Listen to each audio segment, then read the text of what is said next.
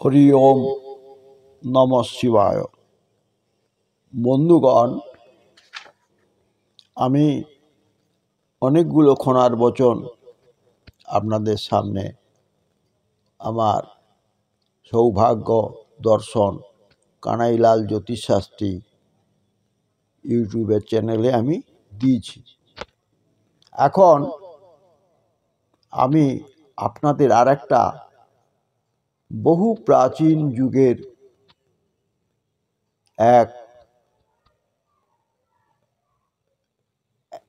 এক ফিলোজফার বলুন, মহাপণ্ডিত বলুন, দূরদর্শী বলুন, অতি বুদ্ধিমান বলুন, তার কথা বলবো।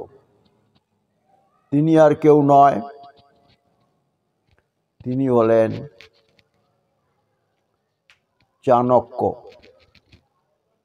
মহাপণ্ডিত, দূরদর্শী চাণক্য। সে যুগেও চাণক্য ছিলেন, এ যুগেও চাণক্য আছেন, কিন্তু দুজনের মধ্যে অনেক তফাৎ। সে যুগের চাণক্য, তার মানে চন্দ্রগুপ্ত মৌর্যের সাম্রাজ্যকালে, চন্দ্রগুপ্ত মৌর্যের সাম্রাজ্যকালে চাণক্য জন্ম নিয়েছিলেন। তিনি নন্দবংশকে ধ্বংস করার জন্য প্রতিজ্ঞা নিয়েছিলেন এবং চন্দ্রবংশকে ধ্বংস করে তিনি চন্দ্রগুপ্ত মৌর্যের প্রতিষ্ঠা করেছিলেন। তা তিনি তার কথা শ্লোকের মাধ্যমে বলেছেন। এগুলো অনেকগুলোই একটু সংস্কৃত ঘেঁষা আছে। এই চাণক্য শ্লোককে আমরা অমর নীতি বাক্য বলেও বিবেচনা করি, যা এ যুগেও অকাট্য যুক্তি, কাটা যায় না।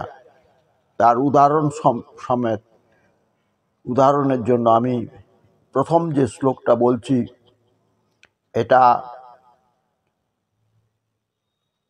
এটা সব মানুষের ক্ষেত্রেই প্রযোজ্য। তিনি বলছেন, প্রথমং নার্জিত বিদ্যা, দ্বিতীয়ং নার্জিত ধনম, তৃতীয়ং নার্জিতং পুণ্যং, চতুর্থে কিং করিষ্যতি। আহা, কি সুন্দর কথা বলেছেন দেখুন। যা সে যুগোপযোগী ছিল আর এ যুগেও আছে। তিনি বলছে প্রথমং নার্জিতং বিদ্যা।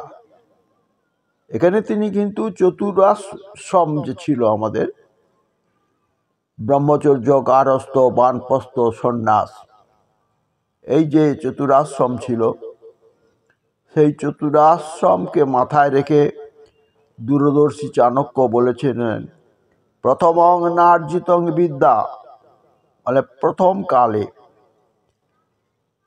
তার মানে বাল্যকালের একটু জ্ঞান হওয়ার পর থেকে যখন আপনি বিদ্যা অর্জনের জন্য স্কুলে গেলেন, তারপর আপনার বিদ্যা পাস করতে করতে আপনার জ্ঞান, বুদ্ধি, বিদ্যা বাড়তে থাকলো। তো প্রথম কালে যদি আমরা বিদ্যা অর্জন করতে না পারি, বুঝলেন, প্রথম কালে যদি আমরা বিদ্যা অর্জন করতে না পারি, তার মানে ব্রহ্মচর্যের সময়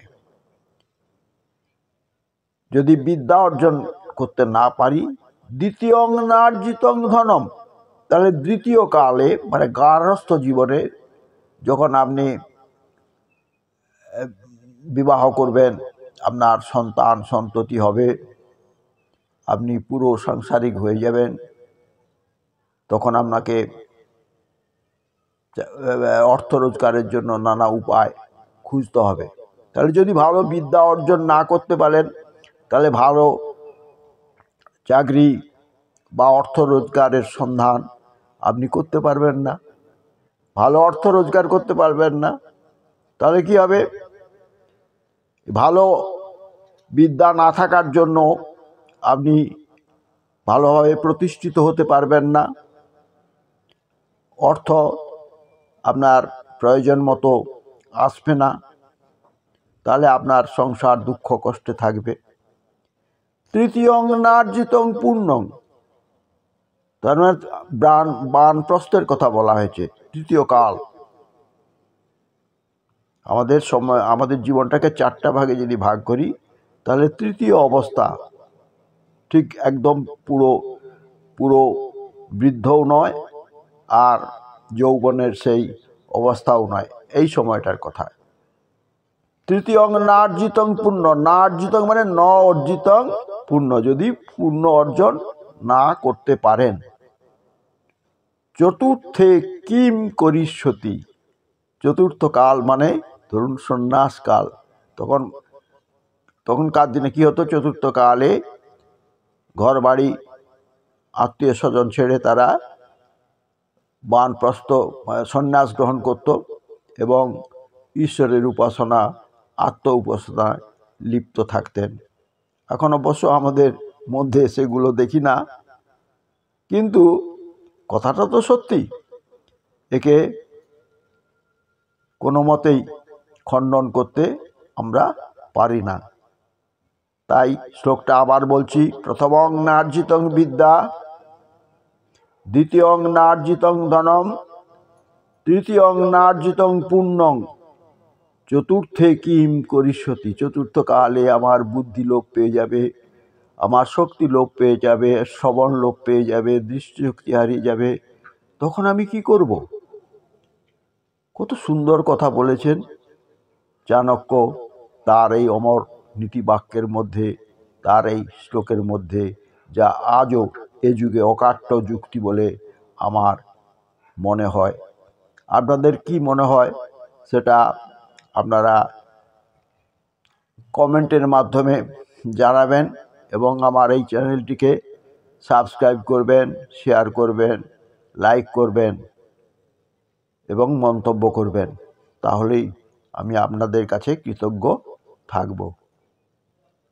একটা সাবস্ক্রাইব করতে কি এমন কষ্ট আছে বলুন? তাহলে কি হবে? সাবস্ক্রাইব করলে আমার এই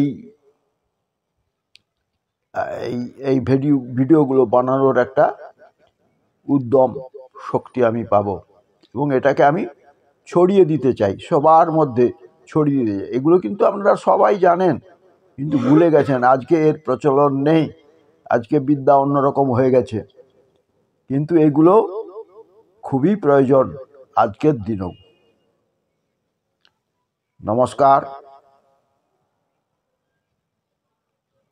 সবার কল্যাণ হোক।